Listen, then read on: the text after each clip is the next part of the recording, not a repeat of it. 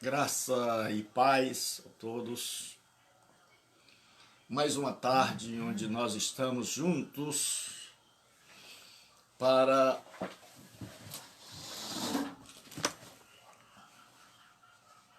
estudarmos juntos a palavra do Senhor nosso Deus. É com alegria no coração que nós estamos em mais uma tarde aqui para juntos estudarmos a palavra do Senhor nosso Deus. Hoje nós estamos pedindo a você que convide os seus amigos, que chame os seus amigos, que chame conhecidos, pessoas que você ama, para que possam estar conosco nesta tarde, estudando a palavra do Senhor nosso Deus, Pai.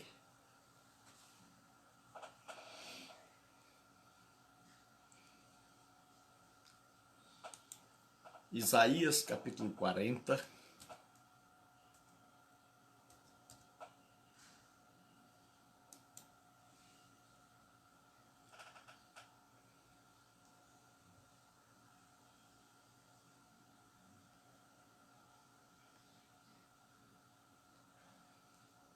Versículo de número 8.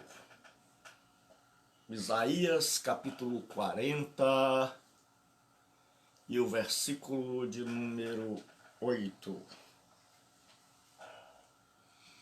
Isaías capítulo 40 e o versículo de número 8.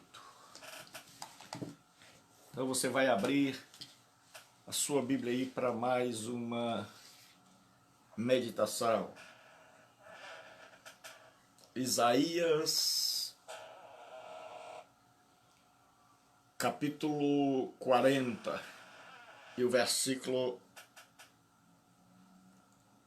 é o versículo 8.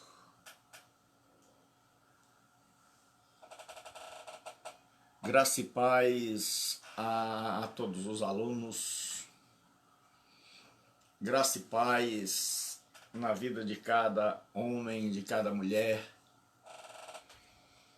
Ainda, sempre eu estou sendo repetitivo, ainda Deus abençoe irmão Robson, junte a família, todos juntem a família, para que possamos neste momento, onde todos estão em casa, irmã Roberta, Deus abençoe, que Deus abençoe a todos. Vamos estudar mais uma tarde a palavra do Senhor nosso Deus. Mande aquele zap que já é costumeiro, para que outras pessoas possam assistir e assim se matricularem nesse curso. Então vamos abrir as nossas Bíblias no livro do profeta Isaías 40, versículo de número 8. Isaías 40 e o versículo é o de número 8.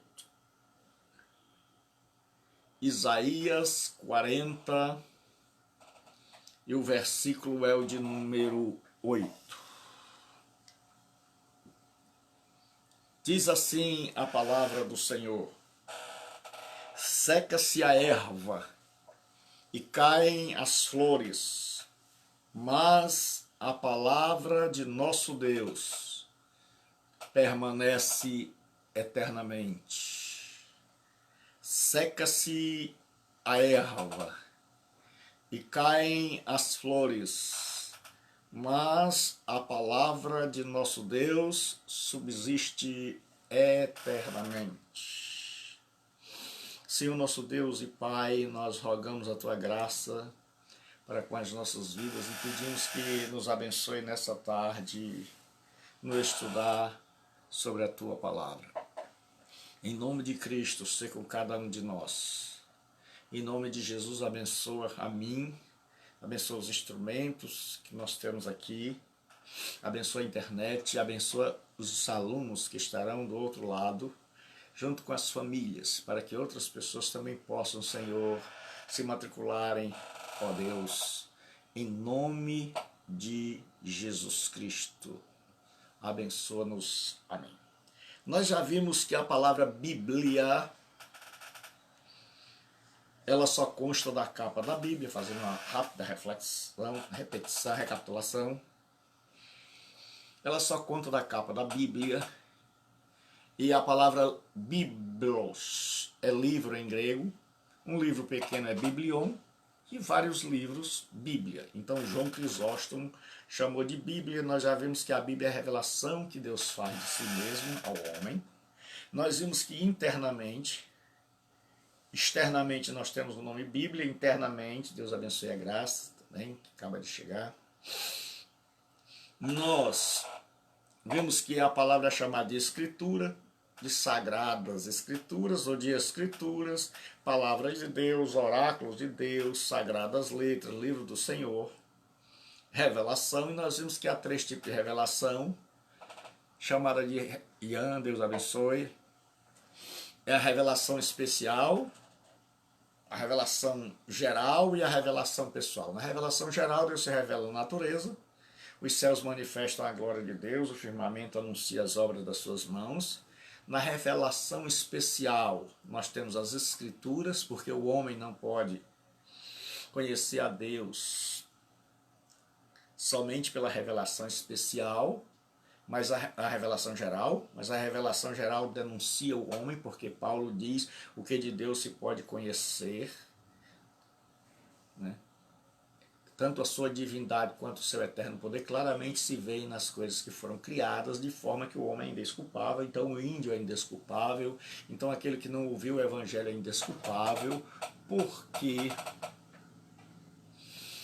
ele viu a palavra de Deus proclamada pelas obras de Deus na natureza. E a culpa não é de Deus se ele não consegue entender. Nós vimos que Deus, em sua bondade, podia ter se revelado só através da natureza, mas viu que o homem não entendia, se revelou nas Escrituras. E vendo que o homem não compreendia as Escrituras também, por causa da sua natureza corrompida, Deus se revelou pessoalmente na pessoa de Jesus Cristo. Aí nós vimos que a Bíblia foi escrita, tudo à mão, manuscrito, 2 tipos de manuscrito, uncial, letra maiúscula, tudo junto, sem pontuação, sem espaço, tudo junto. É assim, no princípio criou Deus os céus e a terra, tudo junto, até o final da página. Eles escreviam, eles têm umas letras, o hebraico tem uma letra chamada de letra sofite, que é uma letra para o final da página. É uma letra maior que as outras, para preencher todos os espaços. Nós vimos que os textos originais, as cartas, os evangelhos, eles eram chamados de autógrafos. Esses, de tanto serem usados, foram se perdendo, mas o povo fez cópias, à medida em que recebiam os originais, imediatamente, não perdiam, faziam cópias e cópias fiéis, porque disso dependia sua alma. E que esses manuscritos chegam até nós hoje. Não temos mais os originais, mas nós temos as cópias dos originais, que são tão idênticas, porque foram copiadas letra por letra, ipsiliter. Nós vimos os tipos de manuscritos, que são uncial, tudo maior, tudo maiúsculo, como já disse, e o cursivo, que foi depois, posterior, que é do jeito que nós temos hoje, separado, com pontuação, e isso veio no século IX. Nós vimos o material primitivo. A Bíblia foi escrita primeiro em papiro, que era da casca de uma planta aquática, preparada para escrita, daí vinha a palavra papel, e depois surgiu um material mais duradouro chamado pergaminho, que era pele de animal, e eles escreviam em cima dessa pele de animal preparada para a escrita. Aí nós vimos os formatos, eles pegavam essa pele de animal, juntavam, colavam uma a outra, fazia 9 metros, de 9 a 11. Em cada extremidade eles colocavam um cabo de madeira e aí enrolavam, fechavam, e quando queriam abrir, desenrolavam, e eles escreviam nesse que é chamado de rolo. E nos dias da Bíblia só tinha rolo. Posteriormente eles criaram a Bíblia em códice. Ou seja, o códice era um livro gigante, de quase meio metro. Então cada livro custava muito caro e demandava muito tempo. Nós vimos que a Bíblia foi escrita, o Antigo Testamento, em duas línguas. A principal foi a língua hebraica. O que a gente diz, Bereshit bara Elohim vet hashamayim vet haaretz vehaaretz haita tohu vavohu veroshe alpinei tehom veruach merahefet alpinei hamai vayomer Elohim yehi or Vayehi, or, traduzindo, no princípio criou Deus os céus e a terra era sem forma e vazia, e havia trevas sobre a face das águas, e disse Deus, Vayomer Elohim,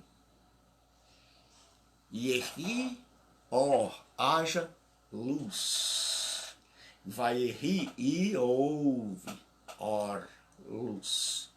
Então nós vimos que o Antigo Testamento foi escrito em hebraico, com alguns pequenos textos em aramaico, que era uma língua parecida. Deus abençoe, irmão Cordeiro. E nós vimos que o Novo Testamento foi escrito em grego. Então a Bíblia toda hoje você pode encontrar uma Bíblia toda, o Velho e o Novo Testamento, em grego, porque a Bíblia foi traduzida para o grego. O Antigo Testamento foi traduzido para o grego numa versão chamada Septuaginta. Nós vimos que o Velho Testamento possui 39 livros. São 5 em forma de lei, que vai de Gênesis a Deuteronômio. Deuteros quer dizer segundo e nomos, lei. Então Deuteronômio é uma segunda lei, é uma revisão, uma recapitulação de tudo aquilo que Moisés havia ensinado. Os judeus chamam de Torá, que é lei ou instrução, e nós chamamos de Pentateuco, 5 livros.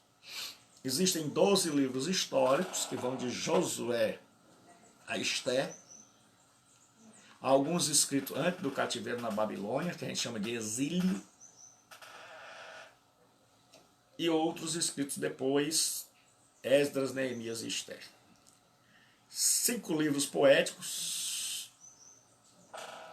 que são Jó, Salmos, Provérbios e Cantares. Desses, 2 revelavam a sabedoria judaica e 2 eram para cantar. Os Salmos, e o livro de Salmos está dividido em 5 partes e é chamado de Saltério. Nós vimos que os profetas estão divididos em profetas maiores, Isaías, Jeremias, Lamentações, Ezequiel e Daniel, e os 3 maiores considerados são Isaías, Jeremias e Ezequiel, e são maiores por causa da quantidade de escrito, e não pela envergadura espiritual. E nós vimos os profetas menores, são 12, que na Bíblia judaica é apenas um livro, porque eles pegaram um rolo de 9 metros e deu para escrever todos esses profetas. Aí nós decoramos esses livros assim, Oséias, Joel, Amós, de 3 em 3, Obadias, Jonas, Miqueias, Naum, Abacuque, Sofonias, Ageu, Zacarias e Malaquias.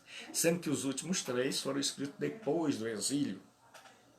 E se você quer compreender o livro de Malaquias, nós estamos estudando ele domingo na escola bíblica, aqui também pela página. Aí nós vamos começar a aula de hoje, que é a estrutura do Novo Testamento. O Novo Testamento está dividido em 4 evangelhos. Estes evangelhos, 3 são sinópticos. O que é um evangelho sinóptico?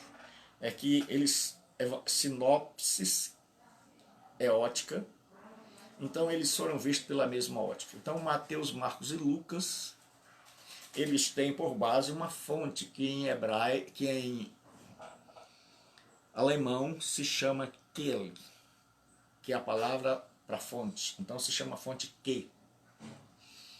E o primeiro evangelho a ser escrito foi o evangelho de Marcos. E aí Mateus e Lucas pegaram esse modelo e escreveram seus evangelhos. O evangelho de João é diferente dos outros. O evangelho de Mateus foi escrito originalmente aos judeus, por isso ele começa com a genealogia, para mostrar que Jesus é o Messias e todo Messias tem genealogia, tem pai e tem mãe.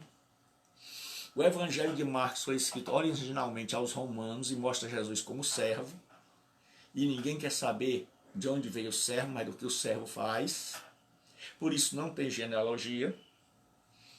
O evangelho de Lucas foi escrito aos gregos e mostra Jesus como homem perfeito, e todo homem perfeito tem que ter um pai, uma mãe, um avô, uma avó, uma genealogia, por isso tem genealogia. E o evangelho de João fala de Jesus como Deus, e Deus não tem genealogia, porque ele não tem nem pai e nem mãe.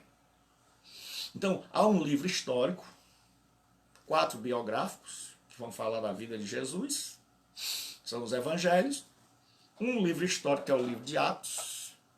Esse livro de Atos está dividido em 2 partes. De 1 a 12, o protagonista é Pedro. De 13 a 28, o protagonista é Paulo. E o protagonista do livro inteiro é o Espírito Santo. E nós temos 21 cartas, ou epístolas. Nós temos os clássicos de Paulo, chamado Romanos, 1ª e 2ª Coríntios. Nunca diga 1 Coríntios, porque carta é feminina. Há pessoas que dizem assim, abra em 1 Reis, e quando é pior, 1 Reis, aí é horrível, Reis é vaca. Então, é um livro, então é 1 Reis. Se é carta, é 1 Coríntios, carta aos Romanos, 2ª aos Coríntios. Então não é segundo, é 2ª, porque é uma carta.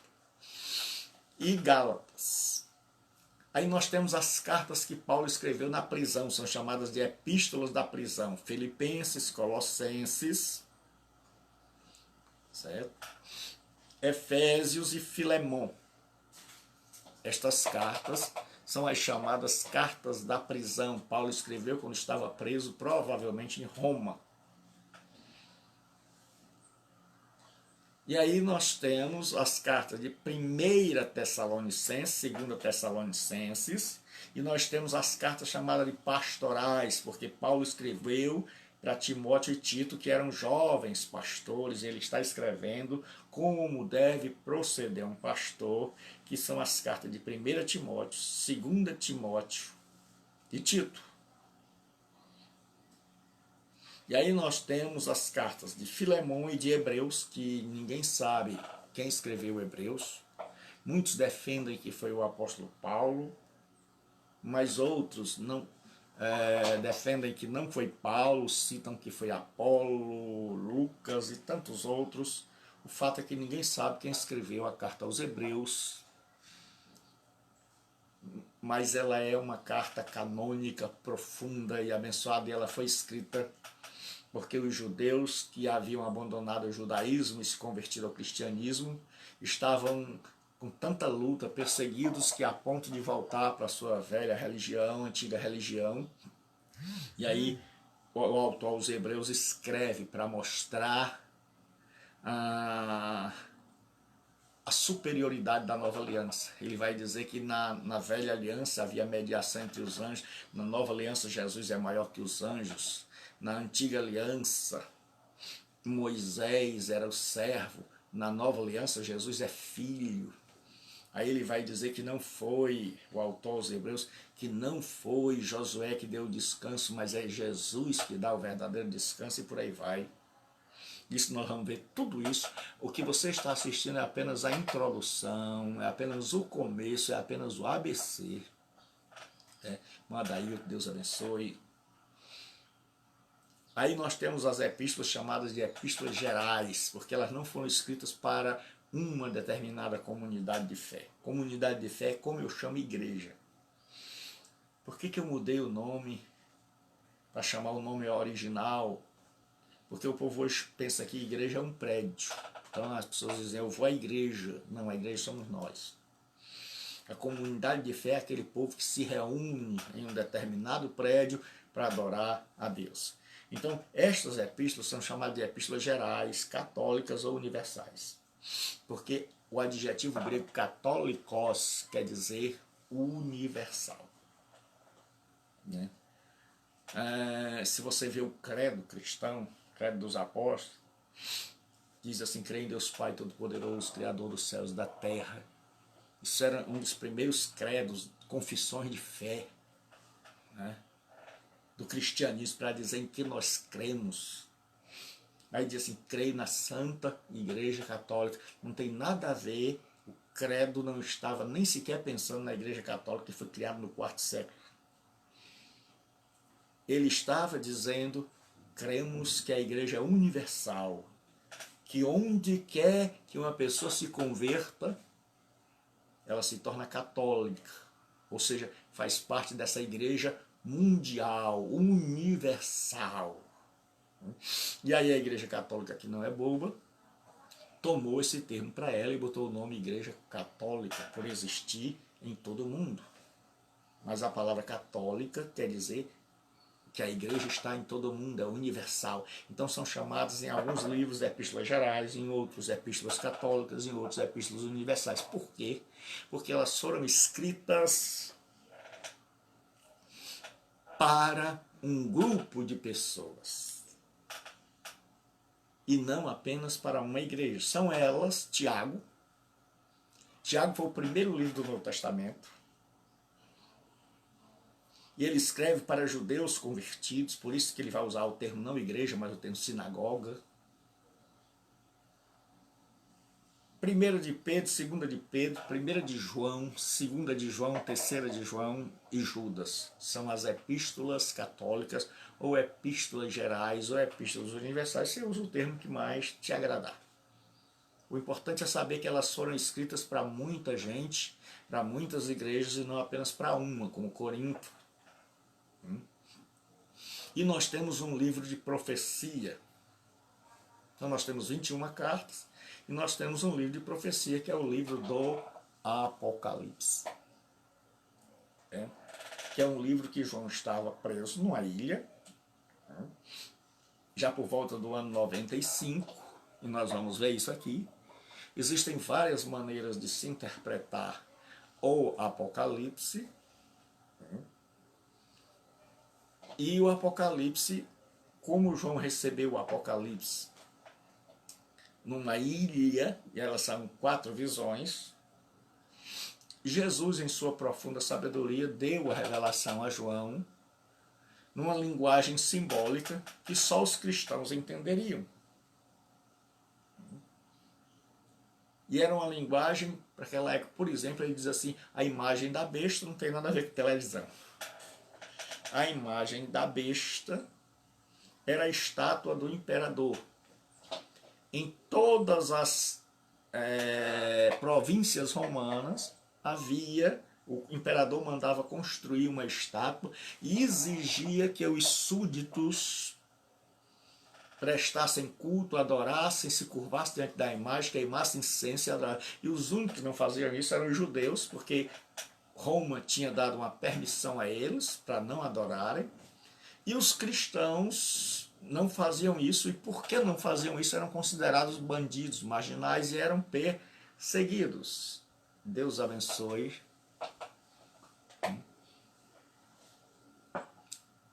É a Juliane.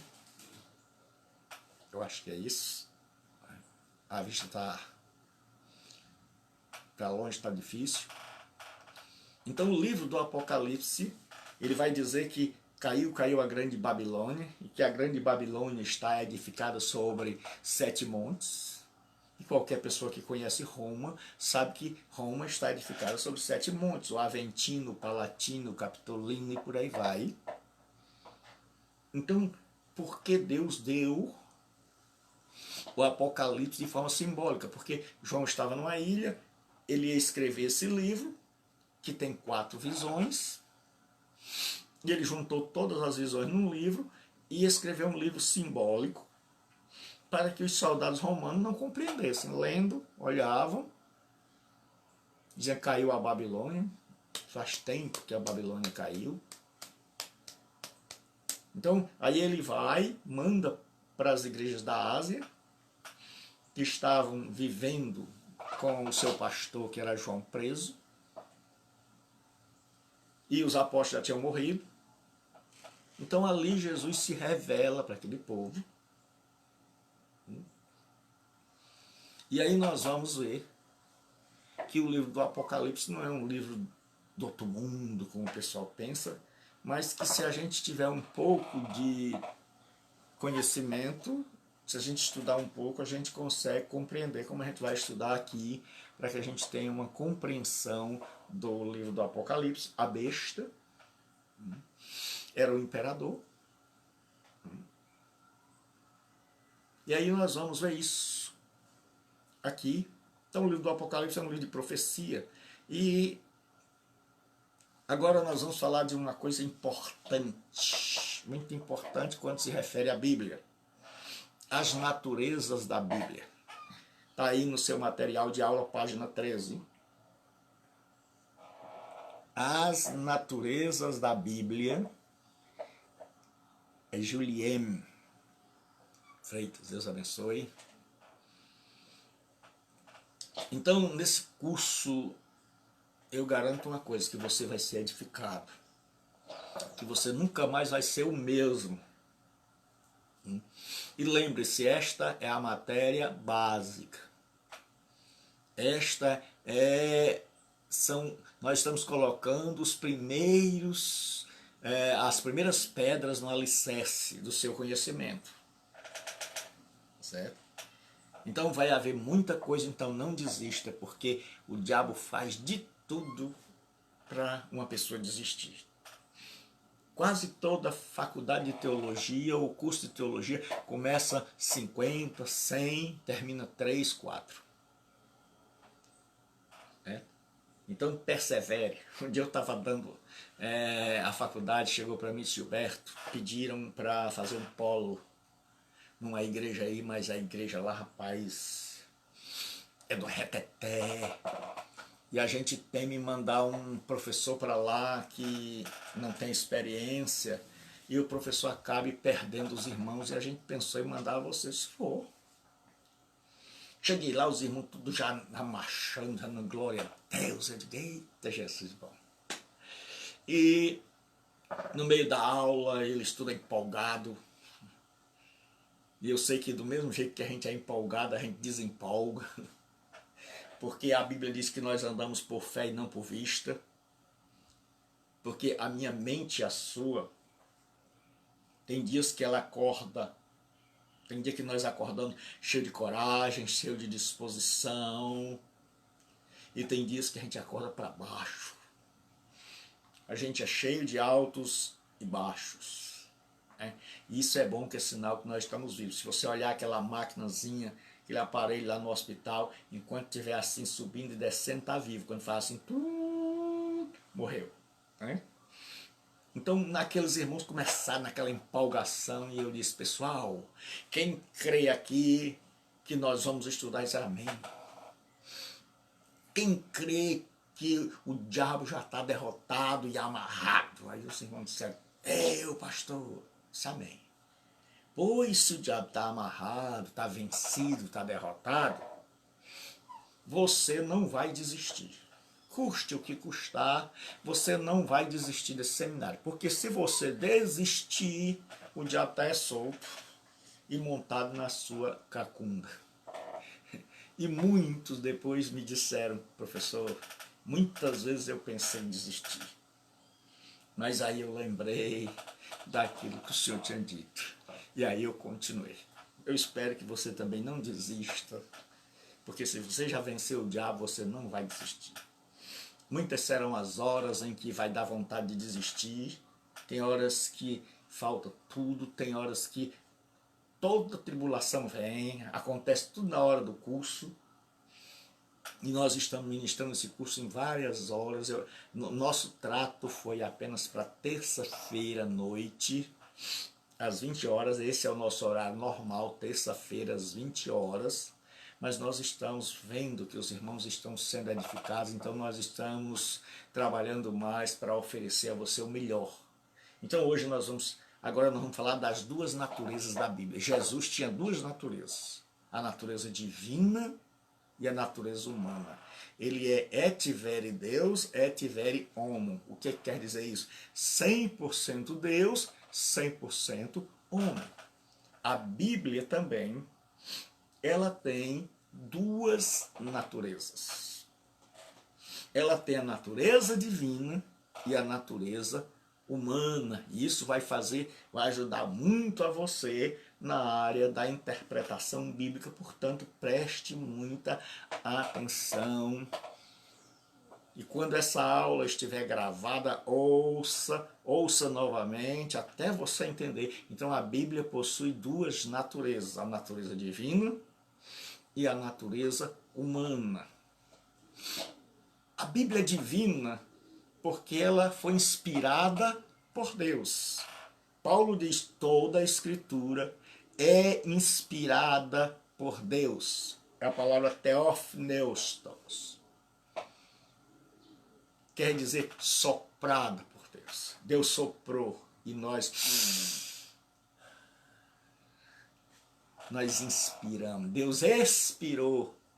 Ele fez, e nós, o homem inspirou. Então a Bíblia é a palavra inspirada. Toda a Escritura é inspirada por Deus e útil para o ensino, para a repreensão, para a correção e para a educação.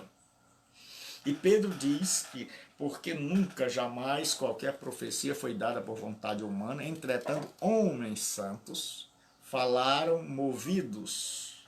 da parte de Deus, movidos.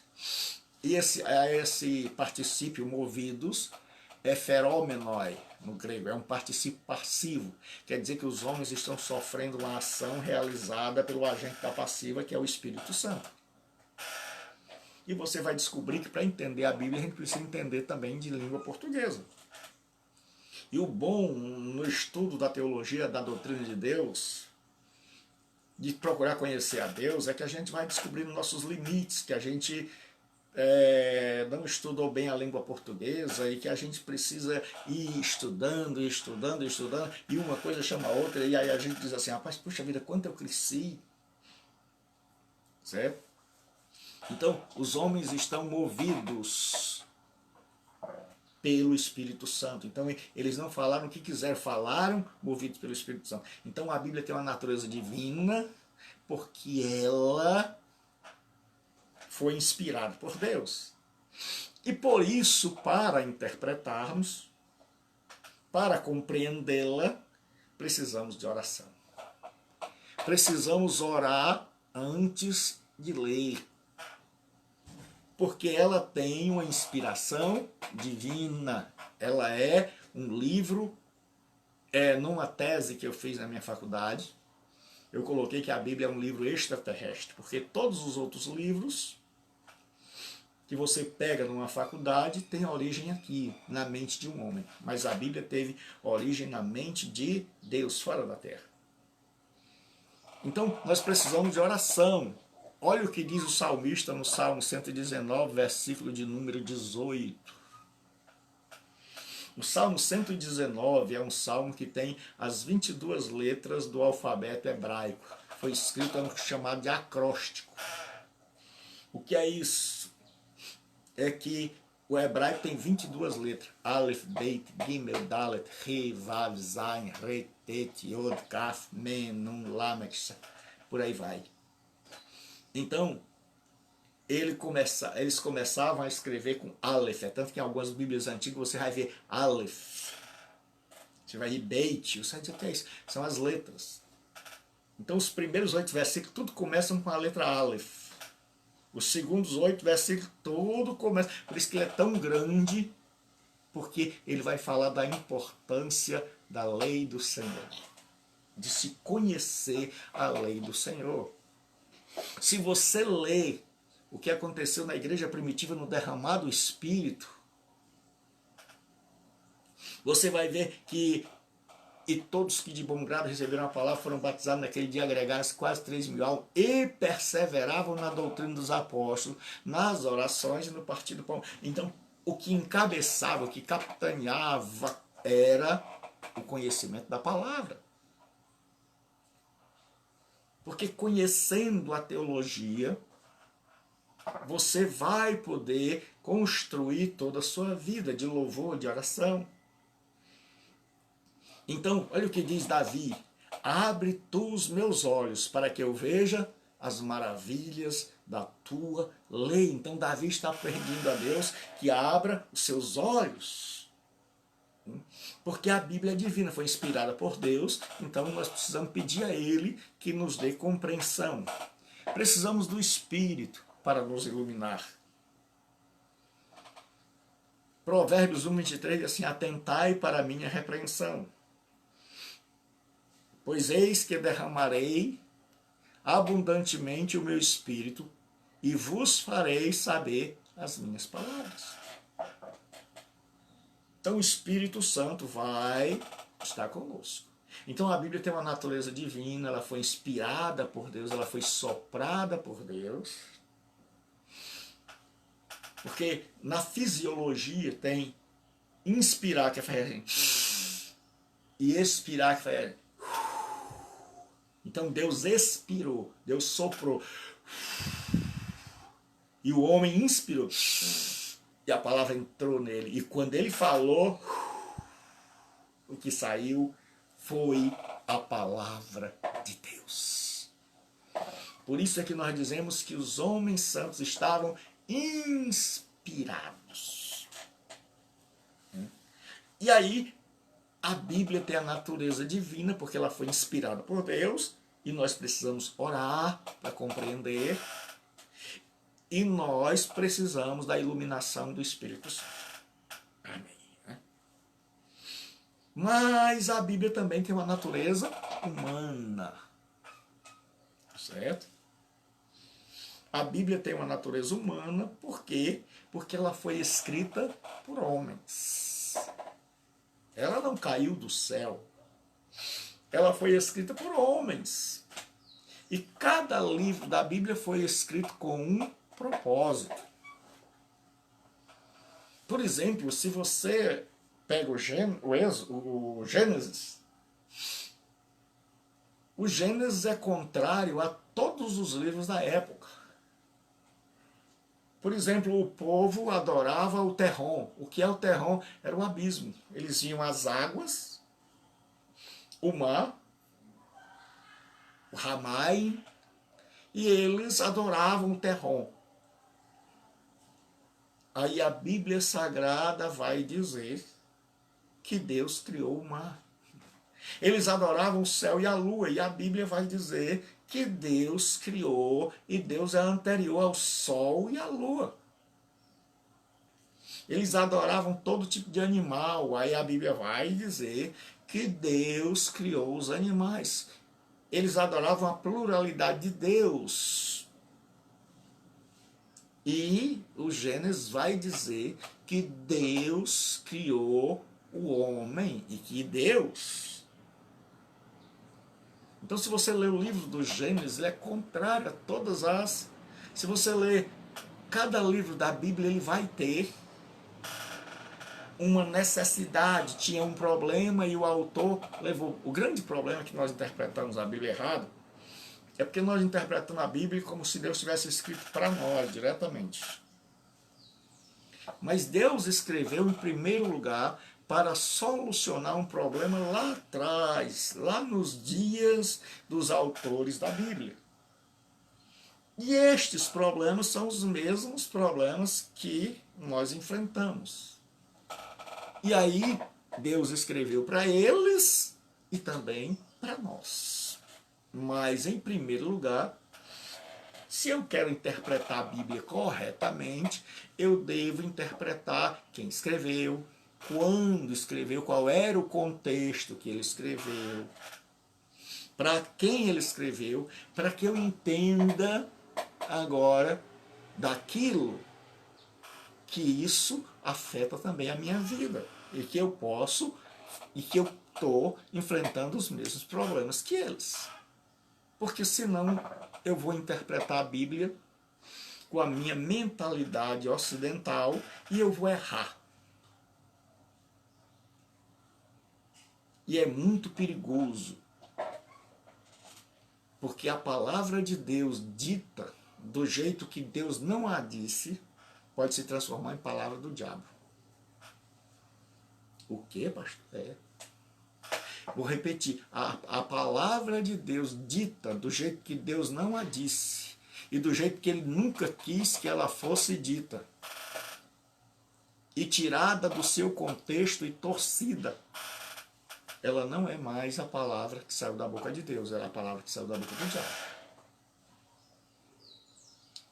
Foi isso que o diabo fez com Jesus lá no pináculo do templo.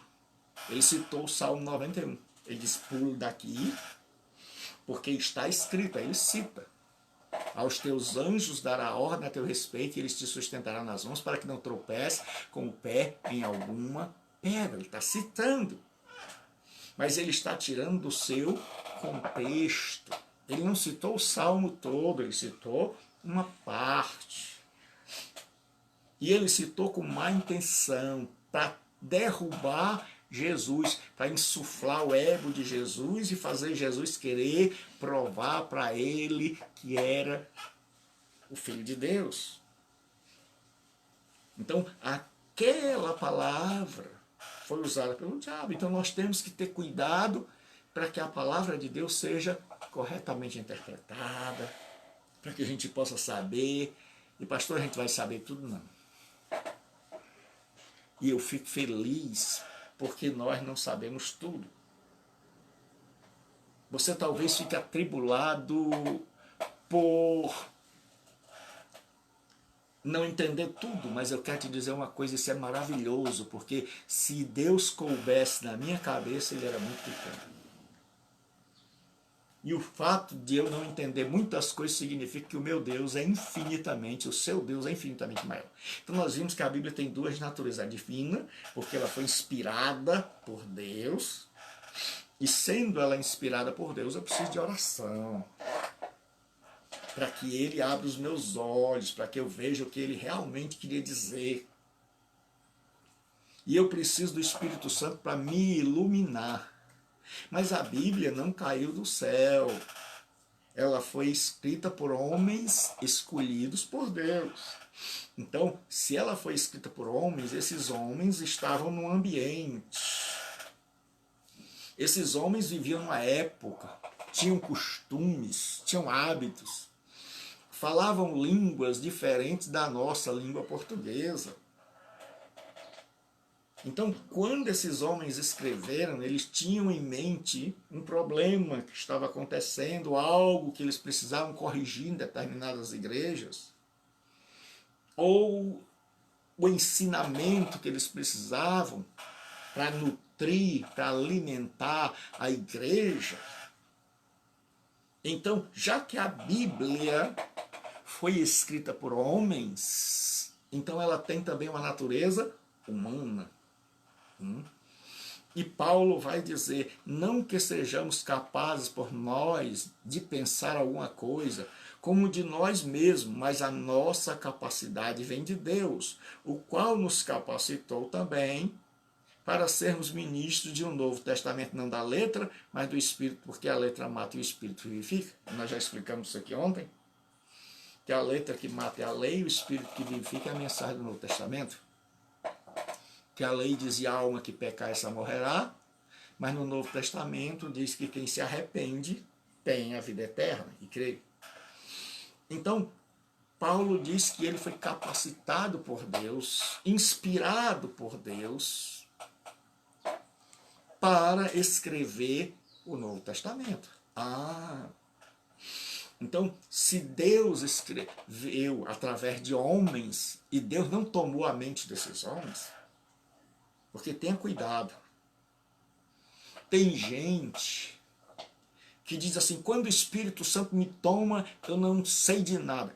Tenha cuidado, o Espírito Santo não faz isso. Porque lá em Ezequiel você vai ver uma visão tremenda do Vale de Ossos Secos, capítulo 37, em que Deus tira Ezequiel, só em espírito, puxando ele pelos cabelos da cabeça, e ele anda num vale de ossos secos, e ele vê o vale de ossos secos, e ele conversa com Deus. E ele foi transportado em espírito, ele está andando com Deus no meio de um cemitério a céu aberto. Mas em nenhum momento ele perdeu a consciência. Ele sabe que ele foi tirado do corpo, ele sabe que ele andou com Deus, ele ouviu as perguntas de Deus, ele respondeu, ele viu os ossos secos, Deus explicou que os ossos secos eram a casa de Israel. Você vai ver que João diz, eu fui arrebatado. Paulo diz, eu fui até o terceiro céu, porque o judeu imaginava que tinha o céu das nuvens, o céu estelar e o céu dos céus, que era onde Deus morava. Então os judeus chegavam a acreditar em 7 céus, por isso a palavra céu na Bíblia sempre vem no plural, céus, o reino dos céus. Então, o que acontece? A Bíblia é um livro que foi escrito por homens. Por isso nós precisamos estudar. Por isso nós precisamos agora, porque se ela fosse só divina, bastava orar e pedir a iluminação do Espírito. Ninguém precisava recurso de teologia. Era só dobrar o joelho e orar. Mas porque ela também foi escrita por homens, homens que moraram em uma determinada época, que viveram muitas vezes em continentes diferentes, que levou 1.600 anos para essa Bíblia ser escrita, em 3 continentes, Ásia, África e Europa. Então aí nós precisamos agora gastar tempo estudando, porque aprove a Deus se revelar através da letra humana, através da escrita humana. Então aí nós precisamos fazer curso, nós precisamos estudar, nós precisamos ler livros, nós precisamos compreender para saber onde era Corinto, por que Paulo escreveu a igreja de Corinto, quais eram os problemas que estavam acontecendo. Porque se você ler Corinto, você vai ver Paulo dizendo, olha, irmãos, eu recebi aí informações de vocês, da família de Cloé,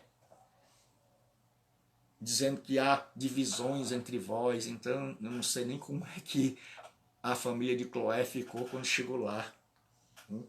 E Cloé era uma mulher, provavelmente uma mulher rica. E depois no capítulo 7, Paulo diz assim, quanto ao que me escrevestes. Então os irmãos tinham escrito a Paulo perguntando um monte de coisa, se casava, se não casava, se dava sua filha em casamento, se podia ir no templo para comer as comidas dos ídolos. Quanto aos dons espirituais, então aí Paulo diz, quanto ao que me escreveste, quanto ao que me escreveste. Então ele recebeu informações da igreja da família de Cloé, que havia muitos problemas na igreja de Corinto, até na Santa Ceia, e recebeu perguntas em carta. Então ele resolve escrever uma carta para responder, e aquela é uma carta ética, para responder problemas de certo e de errado. Porque a família de Cloé disse, olha Paulo, tem um irmão lá que leva o outro para a delegacia, estão dando mau testemunho, e Paulo escreve.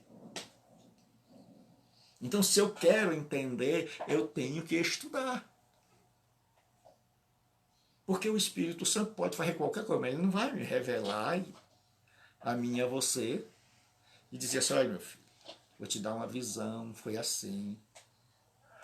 Paulo está ali, e aí vem a família de Cloé e diz para ele que os irmãos estão divididos, que os irmãos estão levando os outros para os tribunais, que os irmãos estão frequentando o templo dos ídolos, que os irmãos que Paulo recebeu várias cartas.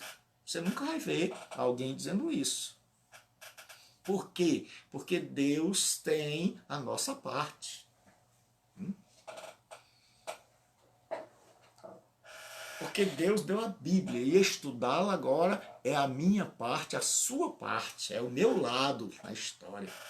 E se nós queremos andar com Deus, Deus faz a dele, deixou o livro e quer que nós o estudemos. E aí ele vai se revelando, ele vai dando professores, ele vai colocando cursos à sua disposição para que você possa compreender esse livro e continuar estudando por você mesmo. Então a Bíblia tem a natureza divina, é inspirada, precisamos de oração, precisamos de iluminação do Espírito Santo, mas ela também é humana, ela foi escrita por homens que moravam em determinado lugar, que viveram em certa época, que tinham certos hábitos, que tinham certos costumes, que falavam uma língua diferente. Então, quando a gente vai estudar a Bíblia, a gente tem alguns distanciamentos, a gente tem alguns problemas para resolver, para vencer, para superar. O primeiro é o autoral, nós não temos mais o autor.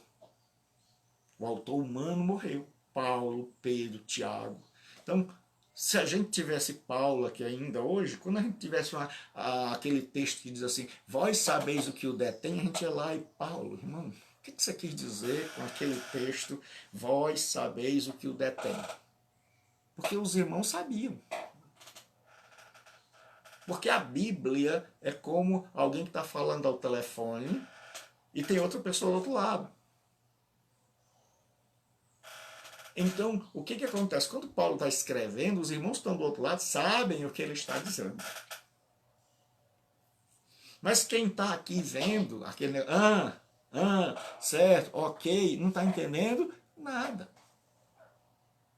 Então nós estamos aqui do outro lado, lendo a Bíblia e tentando assim, meu Deus, o que é isso? O que quer dizer? O livro difícil, vê esse negócio do Apocalipse aí. Aí a gente, quando começa a estudar, a gente começa a vencer essas barreiras, mas é preciso ter disciplina, ter hora para estudar. Tem muita gente que nas horas das aulas estão orando. Mas não tem tanto tempo para orar.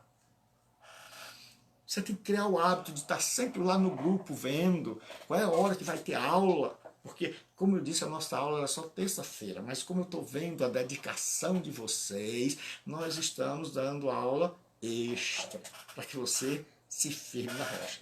Então tem o problema autoral, o autor não está mais aqui. Então nós temos que pesquisar, pesquisar e pesquisar. Por quê? Porque os apóstolos foram substituídos por homens que eram seus discípulos e que a história da igreja vai chamar de pais apostólicos. E esses pais muitas vezes escreveram livros e mais livros que vão nos ajudar a ter uma ideia do que Paulo quis dizer. O outro problema é geográfico. A Bíblia foi escrita em 3 continentes. A Bíblia foi escrita na Europa, por ordem, na Ásia, na África e na Europa. Então são 3 continentes e ela levou 16 séculos, 1.600 anos. Olha, eu me lembro quando eu era rapaz, você usava uma calça de boca de sino, né, da maioria de vocês, era uma calça bem grande, assim, larga, que você, a minha tia Helena, que está aí, que eu amo muito, ela fazia minhas calças, ela esticava.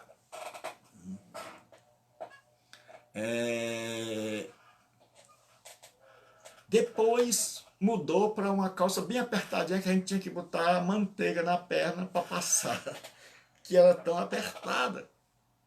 Naquela época ninguém usava, nenhum homem usava roupa rosa, hoje é comum. Agora imagine em 1.600 anos. Eu me lembro que o meu primeiro celular foi aquele tijolão que a gente botava assim, ficava de lado. Depois foi um Siemens 50. E eu estava indo para minha neta que ia dar um Siemens 50 para ela, ela não sabia nem o que era. Hoje nós estamos na era dos smartphones, então a coisa vai mudando. Agora você imagine no tempo da Bíblia. Então no tempo da Bíblia nós temos... A Bíblia foi escrita em lugares diferentes. Os livros da Bíblia foram juntados depois, que é o que a gente chama de cânon. Mas cada livro foi escrito em um determinado lugar, em um determinado contexto. Por exemplo, você vai ver o seguinte, Lá no Novo Testamento, Paulo diz o seguinte, que as mulheres casadas deviam usar véu. Porque em Corinto era uma cidade das prostitutas. Em Corinto havia um monte, um lugar chamado Acrópole. Acro é monte, polis é cidade. Acrópole quer dizer uma cidade no monte. E lá tinha um altar, tinha um santuário de uma deusa,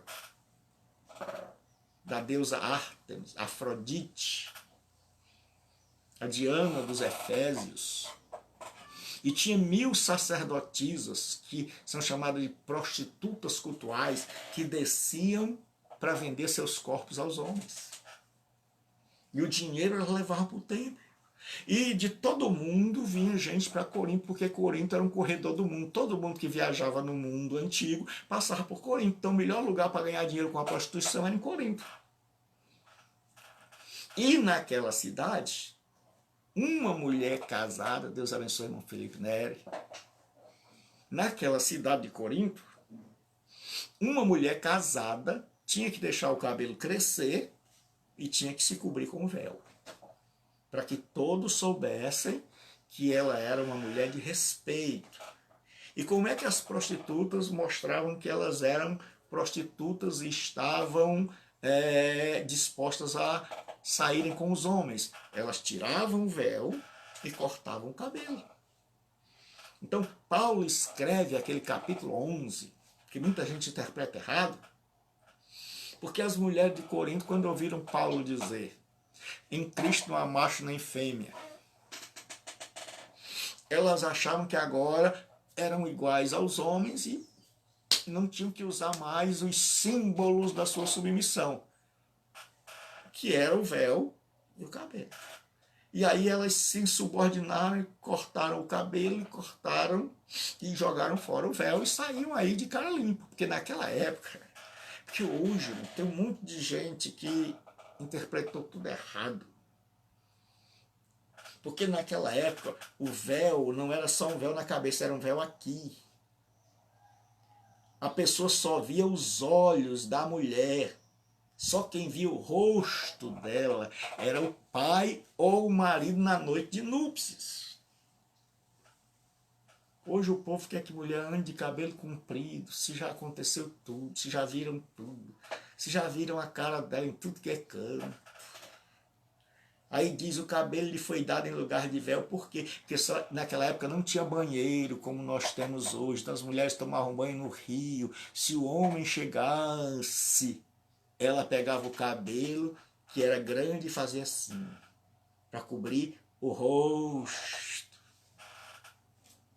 E tem tanta gente escravizada, com medo, porque cortou 2 dedos de cabelo, porque pintou o cabelo, pensando que vai para o inferno.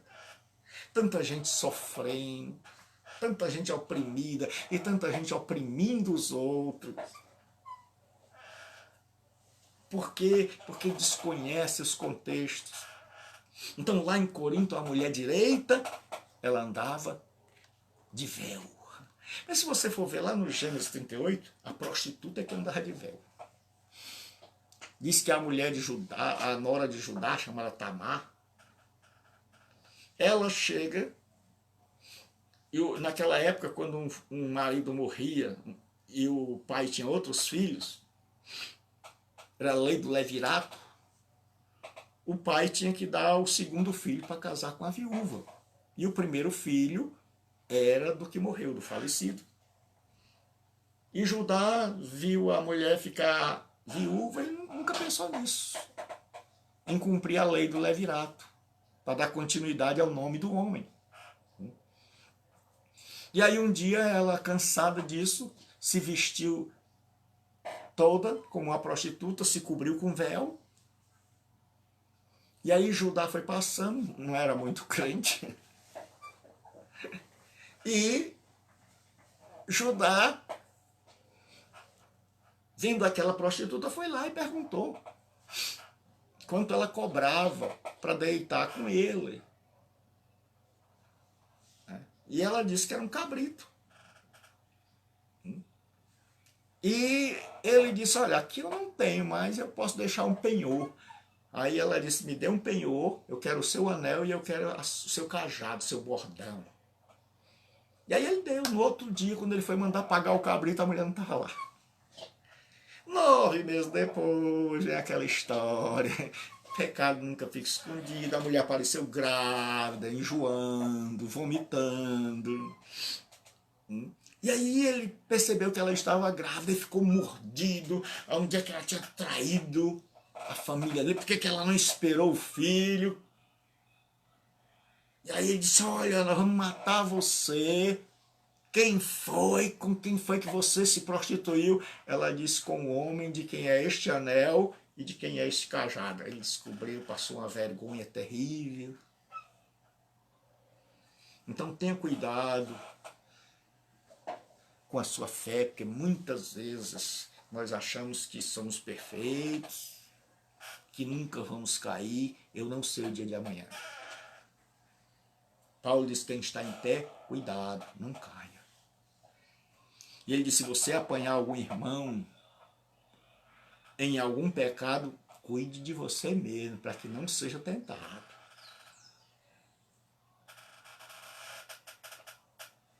E aí o que acontece? A Bíblia tem agora, em Gênesis, andar com véu é prostituta. Em Corinto, quase 5.000 anos depois, andar com véu é mulher casada, mulher direita. Então vai depender do contexto. Então sempre estude observando o contexto, porque a Bíblia foi escrita em lugares diferentes. Tem um aspecto linguístico. A Bíblia foi escrita originalmente em hebraico e grego e traduzida para o português. Então muitas coisas no hebraico significam uma coisa, em português significa outra.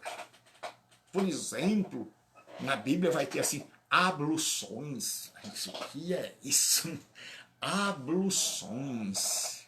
Tem outra palavra assim, fundibulários. Aí a gente diz, pelo amor de Deus, o que é isso? Libação. Aí a gente diz, espera aí. Abluções eram banhos purificadores que os judeus faziam, mergulhos, porque o judeu aprendeu que ele podia, quando ele cometia alguma impureza, ele era purificado por um banho. Tem muita gente que está precisando tomar um banho. E o que acontece? Deus abençoe Rita Braga. Seja bem-vindo ao nosso seminário. E o que acontece? Nós temos aí a Bíblia, o que é libação? Libação era uma oferta de vinho. Paulo diz, eu já estou sendo oferecido por libação. Era uma oferta de vinho que você derramava antes da sua oferta principal. Então Paulo está dizendo, eu vou morrer, você é a oferta, o sacrifício oferecido a Deus, e agora aqui na cadeia eu já estou sendo uma oferta de libação. Então a ablução era mergulho, libação é uma oferta de vinho.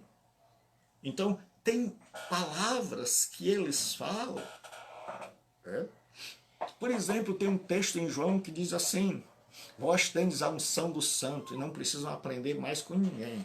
A pessoa pega esse texto assim, sabe que é teologia? Tá, a Bíblia diz que você tem a unção do santo. Isso é porque nos dias de João tinha um grupo chamado gnóstico, que ensinava dentro da igreja, e eles estavam assolando a igreja. 13 livros do Novo Testamento foram escritos para combater os gnósticos. E o gnosticismo dizia que Deus derramava um conhecimento sobrenatural sobre a sua cabeça e que se você não tivesse aquele conhecimento, você não seria salvo. Mas para ter aquele conhecimento você tinha que passar para o lado dos gnósticos, entrar em transe, aí, dar aquele estremelique, ficar todo arrepiado e ser iniciado no gnosticismo. E aí eles diziam que você precisava ter esse conhecimento. Por isso que eu fico preocupado quando as pessoas chegam e dizem assim, irmão, você tem que entrar na visão. A nossa visão é diferente. Tenha cuidado com a igreja, com o negócio de visão. A nossa visão está na Escritura. Tem um monte de gente aí dizendo que é pai dos crentes. Tem um monte de crente que tem medo de sair da igreja porque o pastor disse ele sair, vai ficar debaixo de maldição. A Bíblia diz que maldição sem causa não encontra pouso.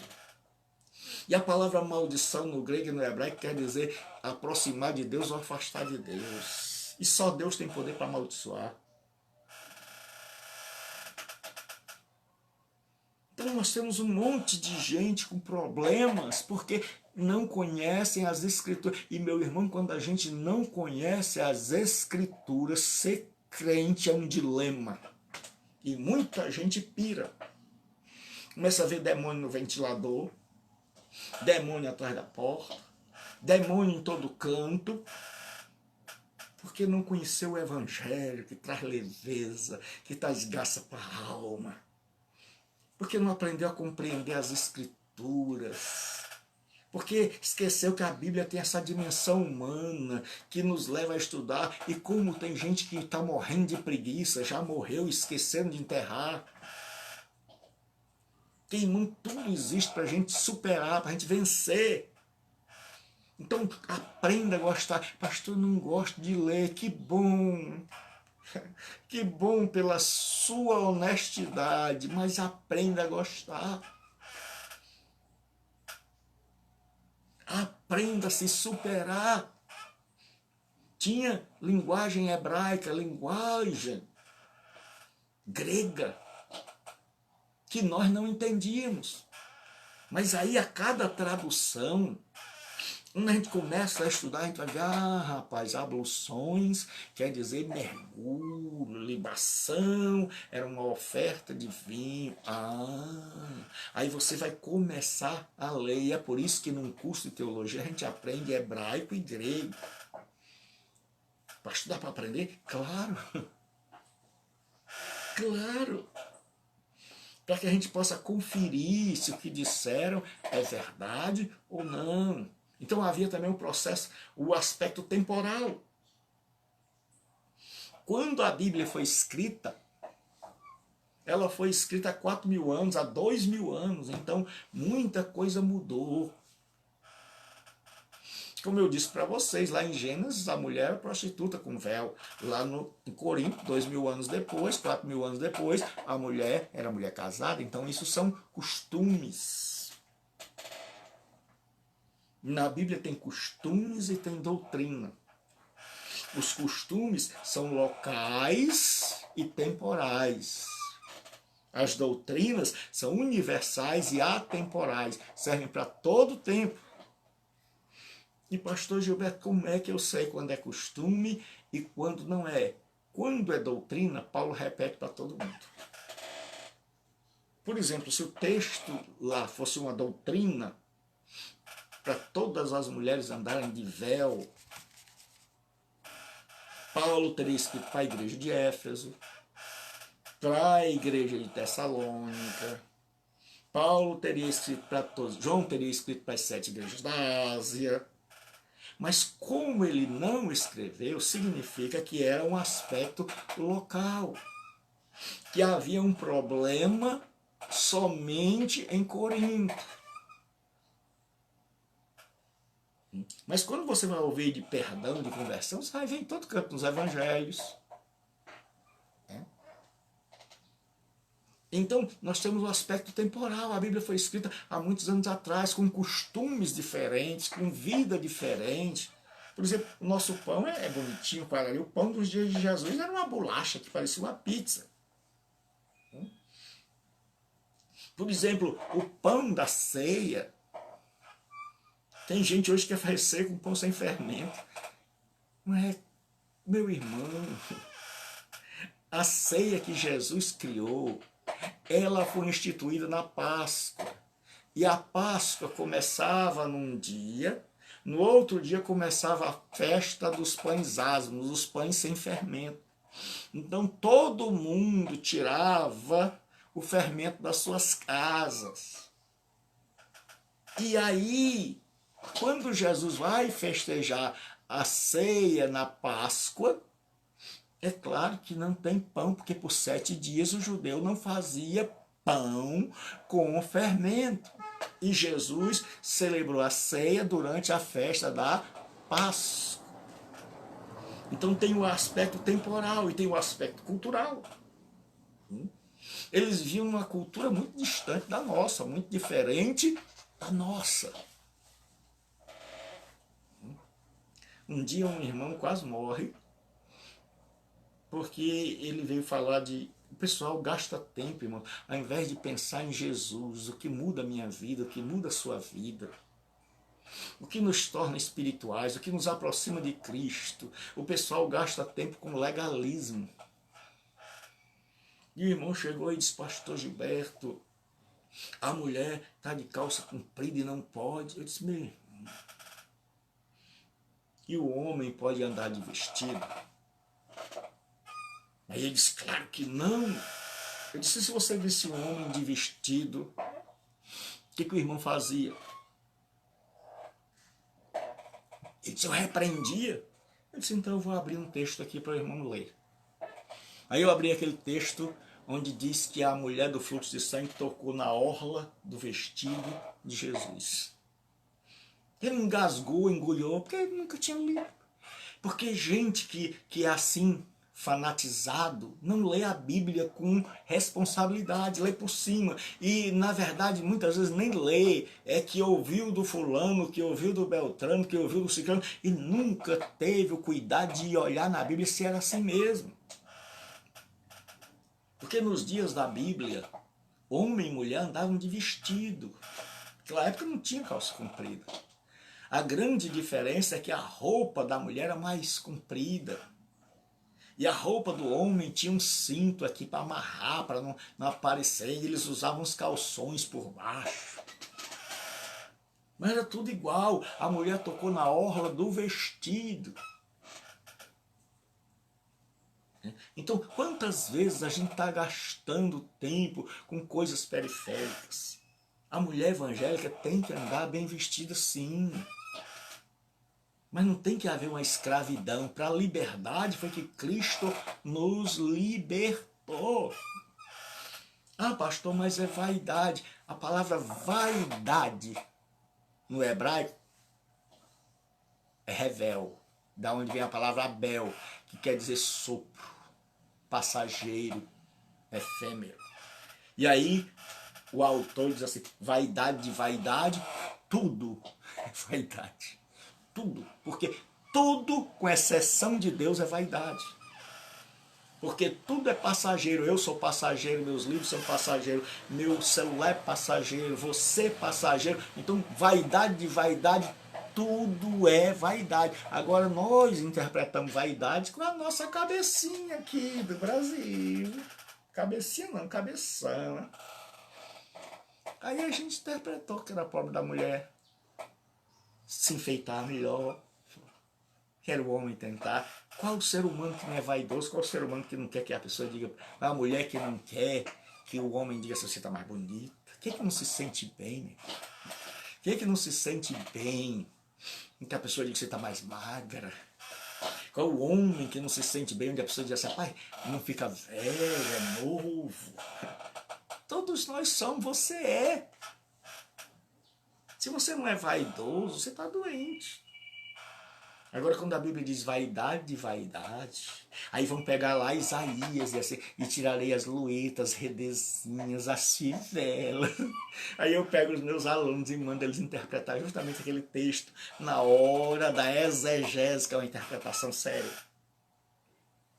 Porque quando termina o texto diz assim, vossos homens cairão na guerra, vossos filhos morrerão, e onde havia lueta, fivela, bracelete, brinco, vai haver encrespadura de cabelo.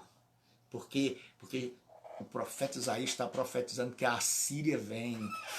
E as mulheres de Israel, quando estavam felizes, elas tinham pendente no nariz, elas dançavam, eles são um povo muito alegre, muito feliz. Se você ouvir as músicas, é tudo ritmado, é assim, Revenu Shalom Aleichem, Revenu Shalom Aleichem, Revenu Shalom, Shalom, Shalom, Shalom Aleichem. Então eles cantam assim, eles batem pandeiro, e eles sempre gostam de dançar. Então, quando eles estão felizes, as mulheres estão todas enfeitadas. Mas o profeta Isaías diz, quando eles estão tristes, aí elas tiram todos os enfeites. E quando morre o marido ou o filho, elas desgrenham os cabelos. Então Isaías está dizendo, ele está dizendo, olha, vocês hoje não estão nem aí. É como o povo hoje, não está nem aí para o coronavírus. Tem muita gente que não guarda, certo, o isolamento, certo, social. E aí basta pegar uma Covid que no instante começa a clamar a Deus por cura. Naquela época o povo não estava nem aí, estava fazendo festa. Aí ele disse, Deus vai tirar as redezinhas, Deus vai tirar os anéis, Deus vai acabar a festa, porque vem a Assíria, os filhos e os maridos de vocês vão morrer, e eu sei que vocês vão tirar tudo isso aí. Aí o povo pega hoje, sem saber do contexto, e diz que é a pobre da irmã. Então, fixe em teologia bíblica, em coisas, em assuntos que vão mudar a sua vida. Não perca tempo com coisa periférica, que não vai mudar em nada a sua vida. Então, tinha um problema cultural. Eles viviam numa cultura completamente diferente da nossa. Onde a moça casava virgem. Onde o casamento tinha duas partes. Onde quem casava a filha era o pai da noiva e o pai do noivo, não era a noiva que escolhia. Muitas vezes, antes de nascer os filhos, os pais já tinham feito um acordo. Se a minha for uma filha e o teu for um filho, ou vice-versa, eles vão se casar. E aí não tinha esse negócio da menina dizer assim, não quero papai. Não, porque o pai mandava. Era uma cultura patriarcal. Por isso Paulo diz, crê no Senhor Jesus, será salvo tu e tua casa, por dois motivos. Primeiro, porque quando o pai aceitava o pai, a mulher, o filho, o papagaio, as galinhas, o cachorro. Todo mundo se convertia, porque quem mandava era o pai. E segundo, porque a família estava ali. Ele chamou a família para ouvir o evangelho. Por isso, vamos pegar esse texto e chame os seus familiares aí para ouvir a palavra de Deus. Para se libertar de muita coisa que foram presos, escravizados. Então eu espero que Deus os abençoe. Terça-feira, nossa aula,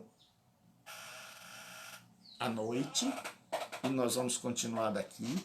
Então nós vimos hoje, só para a gente terminar, que a Bíblia tem uma natureza divina. Foi inspirada por Deus. E tendo ela uma natureza divina, eu preciso de oração. Senhor, me revela, eu preciso ajoelhar. Eu preciso orar antes de abrir e eu preciso ler com responsabilidade. Eu não posso estar abrindo aqui e lendo. Eu não posso ler um salmo só para desencargo de consciência. Não, eu tenho que ler o livro do princípio ao fim. E eu preciso da inspiração, da iluminação do Espírito Santo. Que o Espírito Santo possa me fazer compreender. Mas nós vimos que a Bíblia não tem só uma natureza divina. Ela tem uma natureza humana, ela foi escrita por homens. E Deus não escreveu daquele jeito, a pessoa fechar os olhos e ficar psicografando. Eu tive uma aluna que era de outra tradição religiosa, numa faculdade. Essa faculdade aceitava todo tipo de gente. E essa aluna chegou para mim e disse, professor, não sei nada da prova.